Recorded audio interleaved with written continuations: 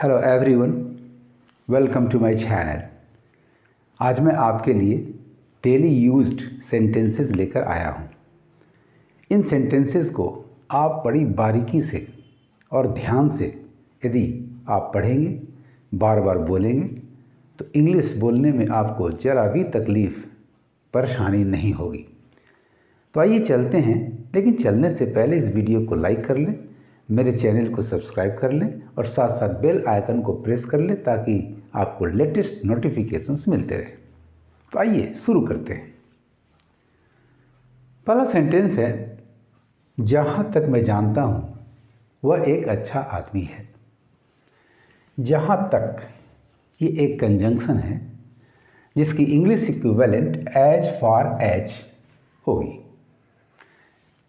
जहाँ तक मैं जानता हूँ वह एक अच्छा आदमी है। He is a good man as far as I know. जहाँ तक मैं जानता हूँ वह एक अच्छा आदमी है। He is a good man as far as I know. वह ऐसे चल रहा है जैसे कोई शराबी हो। वास्तव में उसने शराब नहीं पी है, शराबी नहीं है, लेकिन चाल से लग रहा है कि वो शराब पिए हुए है। ऐसे जैसे एक कंजंक्शन है जिसकी इंग्लिश इक्विवेलेंट एज दो या एज इफ होती है।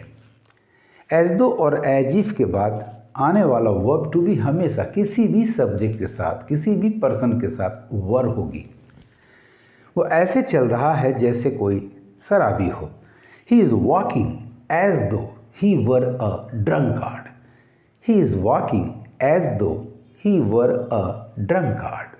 अगला सेंटेंस है, यह आप पर निर्भर है कि आप आएं या नहीं।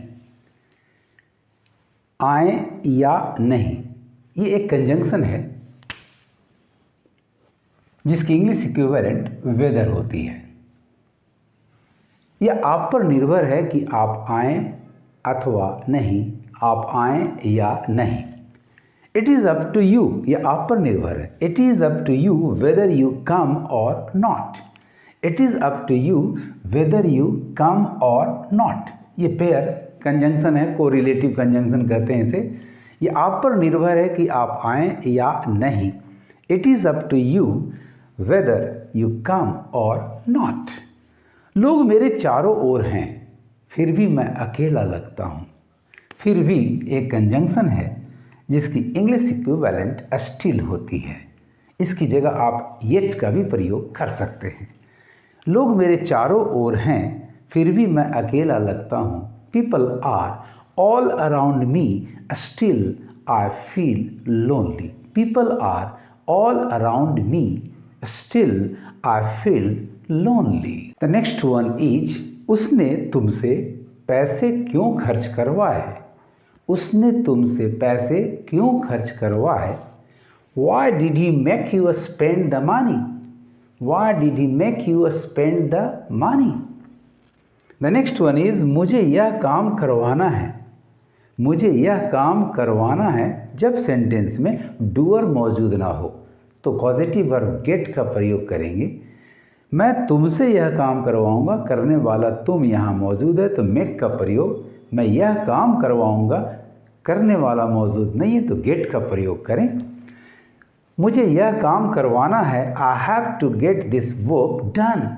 मुझे यह काम करवाना है, I have to get this work done. मैं केवल उससे ही यह पत्र लिखवाऊंगा, यहाँ भी कॉजेटिव वर्ब का प्रयोग करेंगे आप।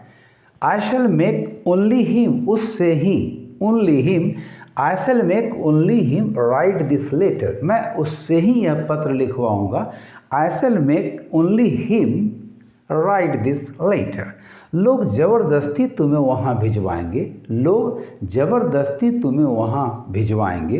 People will forcefully make you go there. People will forcefully make you go there. The next sentence is, आपका प्रदर्शन अपेक्षा से परे है। आपका प्रदर्शन, प्रदर्शन के लिए परफॉर्मेंस का इस्तेमाल करें। अपेक्षा से परे, not up to the mark. आपका प्रदर्शन अपेक्षा से परे है। Your performance is not up to the mark. Your performance is not up to the mark.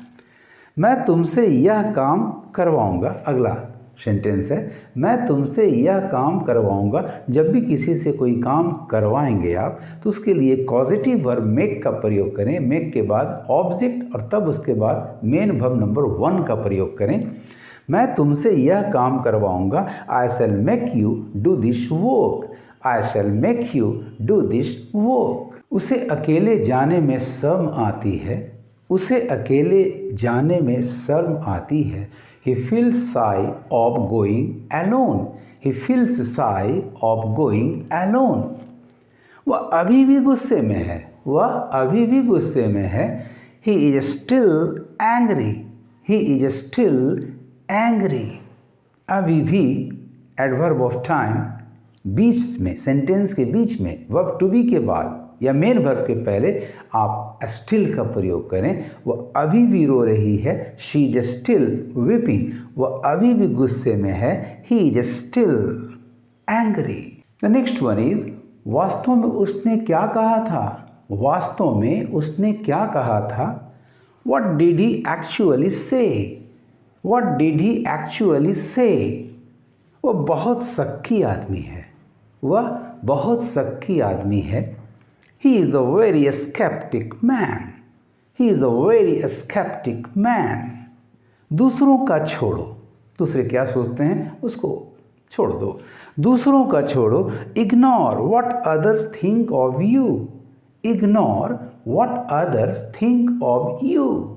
अभी तुम्हें दुनियादारी की समझ नहीं है। अभी तुम्हें दुनियादारी की समझ नहीं है। You do not yet understand worldliness. You do not yet understand worldliness. ठीक है, इसके लिए मैं अपने पिता से बात कर लूँगा। ठीक है, इसके लिए मैं अपने पिता से बात कर लूँगा। Okay, I shall talk to my father for this. Okay, I shall talk to my father for this. अंग्रेजी बोलने का अपना ही मज़ा है। अंग्रेजी बोलने का अपना ही मज़ा है। Speaking English has its own feel. Speaking English has its own feel. तो मैं अब चला।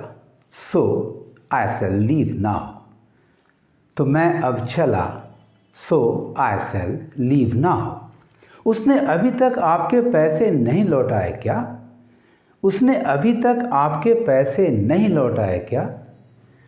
Did he not return your money yet? Did he not return your money yet? बताओ तुम्हें क्या चाहिए। बताओ तुम्हें क्या चाहिए। Tell me what you want. Tell me what you want. आपका खाना ठंडा हो रहा है। Your meal is getting cold. आपका खाना ठंडा हो रहा है। Your meal is getting cold. आपको इसकी लत है या आपको इसकी लत लग गई है। You are addicted to it. You are addicted to it. शायद कोई दस्तक दे रहा है। शायद कोई दस्तक दे रहा है। Maybe someone is knocking. Maybe someone is knocking. दरवाजे पर कोई है। There is someone at the door. दरवाजे पर कोई है। There is someone at the door. इस तरह से स्टूडेंट्स मैंने आपको अच्छे खासे सेंटेंसेस दिए जिनका प्रयोग इंग्लिश में रोज़ किया जाता है। Daily used English sentences.